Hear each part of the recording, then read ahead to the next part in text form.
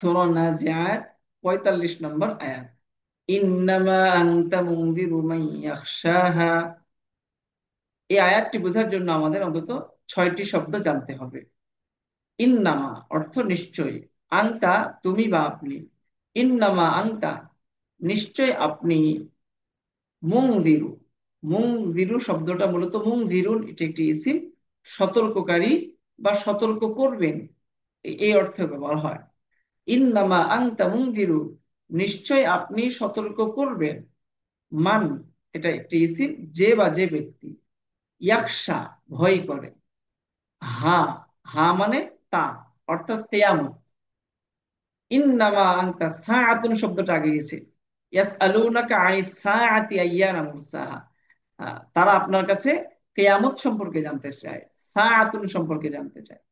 তো ইন্নামা নিশ্চয়ই, আনতা আপনি, মুনদিরু সতর্ক করবেন, ইন্নামা আনতা মুনদিরু নিশ্চয় আপনি সতর্ক করবেন, মান যে ইয়াকশা ভয় করে, হা তা, অর্থাৎ সাআ কিয়ামতকে। নিশ্চয় আপনি তাকে সতর্ক করবেন যে কিয়ামতকে ভয় করে। এটা ছিল সরল অনুবাদ। ফেলের বিশ্লেষণ। সূরা নাজিআত ৪৫ নম্বর আয়াতে একটি ফেল ব্যবহার হয়েছে, ইয়াকশা।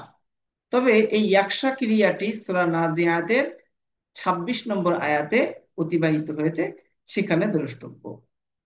হা, ইয়াকশা হা। এরপরে আমরা জানবো ইআরাবের বিশ্লেষণ। ইআরাবের বিশ্লেষণ, ইন্নামা এটা মাবনি, আংতা মাবনি, মুংদিরু এই শব্দটা মূলত মুংদিরুন। তাহলে এক পেশ কেন হচ্ছে? শব্দটি রফার ইআরাব পেশ হয়েছে, পাশাপাশি শব্দটি মুদফ হয়, শেষে তানবিন হয়নি। তাহলে দুই পেশ হয়নি মুদফ হওয়ার কারণে।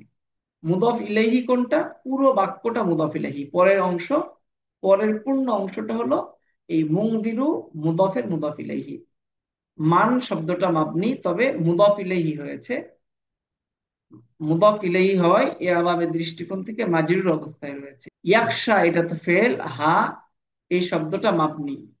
তো ইয়াকশা, হা, হা শব্দটা মাবনি হওয়ার পাশাপাশি ইয়াকশা ক্রিয়ার মাফউলুন বিহি। তো মাফউলুন বিহি হয় ইআরাবের দৃষ্টিকোণ থেকে মানসুব অবস্থায় রয়েছে।